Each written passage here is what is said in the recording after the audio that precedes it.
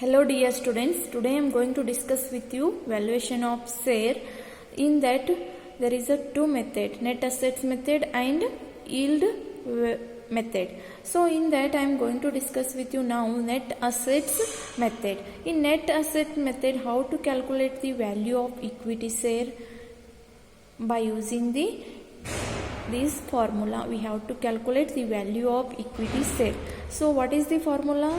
Value of equity share equal to net assets available to equity shareholder divided by number of equity shares. Then how to find out the net assets available to equity shareholder? There is a format. See here, there is a one format, calculation of value of net assets. So see here, total assets at market or realizable value. So we have to consider this one. So here total assets values given. So goodwill, land and building, plant and machinery, investments, stock, sundry debtors, cash at bank. These all are the total assets. In that we have to deduct outside liabilities and preference share capital.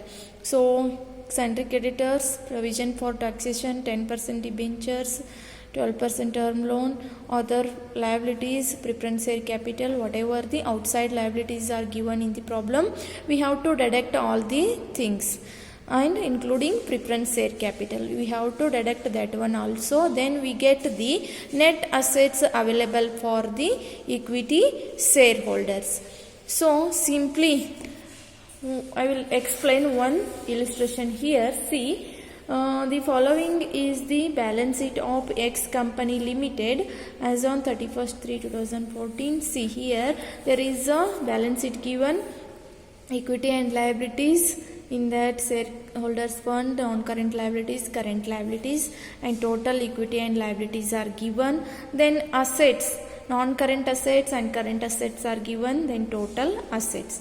Notes to balance sheet also given, then share capital, reserve and surplus, then other information given. The other fixed assets are valued at rupees 4 lakh. See here, valued fixed assets given. So that is in balance sheet how much it is given, 4,40,000 fixed assets is there, but here valued as a 4 lakh. So we have to take market value. It is treated as a book value. Whatever the value available in balance sheet, it is treated as a book value, but this one is market value. But when calculating, we have to consider this market value. Then goodwill of the company is independently valued at rupees 40,000. Here in information they have given 40,000. Then what is the book value? It is a 60,000. So we have to consider the other information which is given. Then there was a contingent liability 10,000 which has now become payable by the company. So in other liabilities we have to pay 10,000 contingent liabilities too. So these all things they have given and asked to us compute the value of equity share of the company under net assets method. So first we have to calculate, first we need value of net assets available to the equity shareholder. So after that we can get the value of equity share. So that's why we need to calculate value of net assets.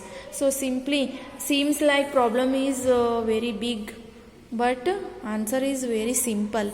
It is balance sheet is given, that's why it is seems like very big problem, but it is very simple problem. And I will explain here. See, calculation of value of net assets, total tangible and intangible assets.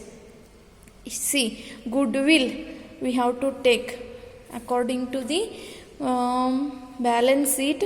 Goodwill value is 60,000, but we have to consider market value that is given in other information 40,000, and other fixed assets value is as per other information market value 4 lakh, but in balance sheet it is 4,40,000, but we have to consider only 4 lakh. Then next, then stock in trade, stock in trade, in balance sheet they have given 2 lakh, but other information they have not given anything. So that time we have to consider book value only. So that is a 2 lakh. Then whatever the assets available in balance sheet, all the things are over. So next we have to deduct, it is a total asset 6,40,000. Then next we have to deduct in that less outside liabilities. So outside liabilities, that is given 10% debentures are available. Then sundry creditors are available in balance sheet. Then now one more thing, in other information they have given contingent liabilities which is become payable. So that one we have to deduct 1,60,000 outside liabilities. And also if preference share capital is there, then only we have to pay that one also. But in this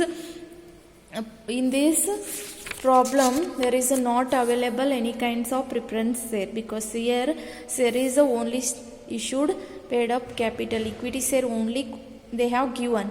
So that's why there is no need to deduct preference share capital. And liabilities only they have given debentures and sundry creditors, that one we have to take. And other information, that is 10,000. These three things we have to consider as other liabilities. And no, there is no preference share capital, just deduct that one. Then we get 4,80,000 net assets available for equity shareholder. So this one we have to put in the formula, that is the value of equity share equal to net assets available to equity shareholder divided by number of equity shares. That is a 4,80,000 net assets available, then divided by 40,000 number of equity shares. Then we get the 12 is the value per equity share. So this is a simple problem which is related to net asset method. Then another one problem I am going to discuss here. See, from the following particulars relating to Y Company Limited, calculate the value of each class of equity shares based on the deemed liquidation. So see here, they asked to us calculate of value of equity share. Then total assets they have given, tangible and intangible both included in here, that is a 10 lakh. Then external liabilities 2,25,000. Share capital they have mentioned 12% preference shares 2,50,000, and 20,000 equity shares of rupees 10 each, it is a fully paid. And 30,000 another equity shares are there, 10 each, rupees only 7.50 paid.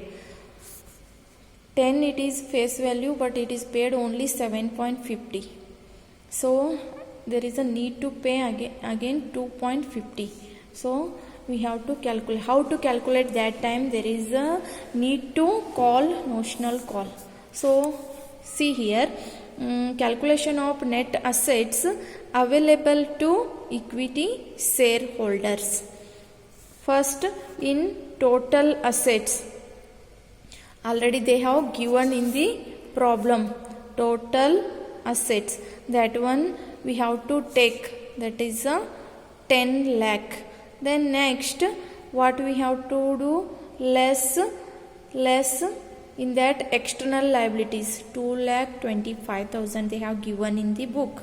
Then after that we have to less preference share capital also given 2,50,000, we have to deduct that one also.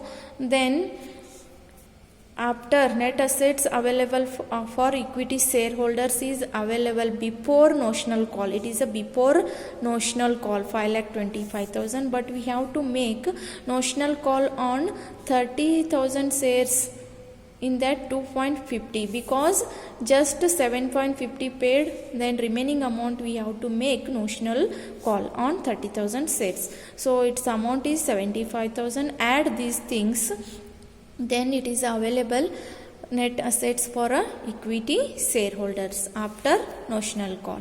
Then after notional call, it is treated as a net assets available for equity shareholders. Then simply put that amount in the formula. Net assets available for equity shareholder, then total number of equity shares. How much net assets are available here? 6 lakh. Then total number of equity shares 20,000 and 30,000. Total 50,000. Simplify that one. 12 value per equity share. So this is how to find out when the partly paid share value is available. Then 12 per share, it is a value of fully paid equity share. Then what about the partly paid equity share? Then partly paid equity share value, how to calculate? Value of each fully paid equity share, already find out, that is a 12. Then in that, less notional call per partly paid equity share 2.50 we have to deduct, which is a made notional call. Then value of partly paid equity share is 9.50. So this is a way how to calculate the net assets available to equity shareholders when there is a partly paid value is available. So another one problem I will explain you here. In your book section B, there is a problem number 10 is there. From the following information, calculate the value of each equity share of a company. In here, preference share given and 10,000 equity share and 5,000 equity. Both equity shares given, but one is fully paid and one is 8 paid only. In that, we have to make notional call. Then value of total assets they have given. Then external liabilities also they have given. By referring this problem, we have to solve the problem. Same early previous problem which one I explained, same problem it is available. So now we have to calculate the net assets available to the equity shareholders. In that problem, total assets given 3,90,000. In that we have to deduct external liabilities, which is given directly 1,20,000, and preference share capital is available 1 lakh. Then deduct these all the things, we get 1,70,000. In that we have to add notional call. Notional call on how much? Here 10 each, 8 paid only. Out of 5,000 equity shares, only paid 8. So we have to make notional call 2 rupees on 5,000 equity share. So that's one I did here. Notional calls 5,000 equity shares into 2 rupees. So that is a 10,000. We have to add notional call on above balance. Then net assets available to equity shareholder, that is a 1,80,000. So that one we have to put in the formula, that is the value of equity share, net assets available to equity shareholder divided by number of equity shares. So see here, value of net assets available 1,80,000, number of equity shares, one is 10,000 and another one is 5,000, both is 15,000. Simplify that one, then we get 12 value of fully paid equity share. 12 is value of fully paid equity share. Then what about partly paid equity share? So see here, value of partly paid equity share, value of fully paid equity share, how much? 12. In that, less notional call amount, already we made 2 per share. So deduct that one, then value of partly paid equity share is 10 rupees. So this is how to calculate the problem. So refer in your book, there is so many illustrations are available. Solve that one. See you next class.